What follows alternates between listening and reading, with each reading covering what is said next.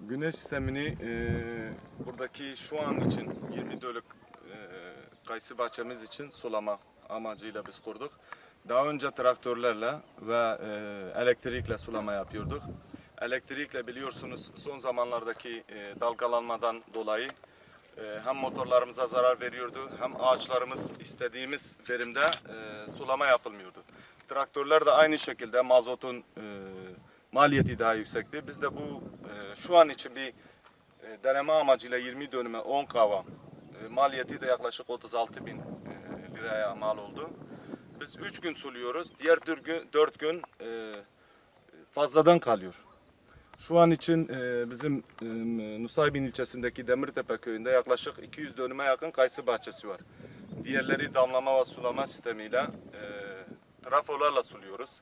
Fakat bunun güzel bir şey olduğunu tahmin ediyoruz. Bu şekilde devam ederse diğer 180 dönümü de aynı şekilde elektrik panelleriyle sulamaya devam edeceğiz ki hem dalgalanmadan hem traktörden hem işçilikten tasarruf edeceğiz. Umarız ki biz bu bölgeye örnek teşkil olacağız. Diğerleri de aynı şekilde kurarlar ve bu TEDAŞ'ın zulmünden, dalgalanmasından, fazla paradan, fazla mazottan tasarruf ederiz.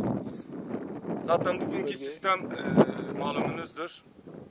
Kullansan veya kullanmasan trafo dediği zaman 20 bin, 30 bin, 40 bin, 50 bin lira bir fatura size iletiyorlar.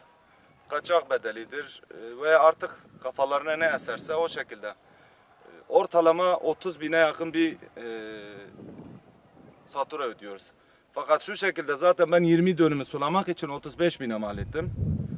Dediğim gibi haftanın 3 günü sulama yapıyorum. Diğer 4 günde hiç gereksin yani fazladan kalıyor. Onun için de gerçekten büyük bir avantajını göreceğini düşünüyoruz.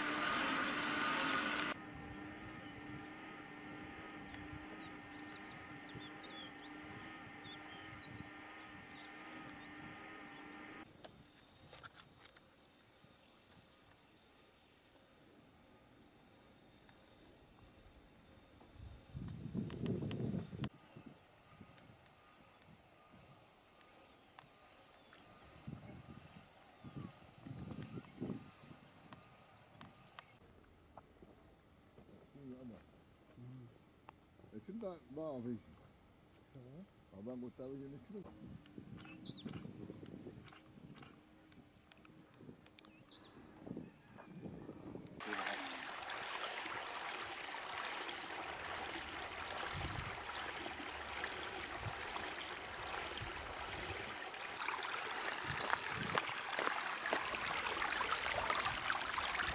Tabii bir geliyor bakın. Bir sıra da bir geliyor ya.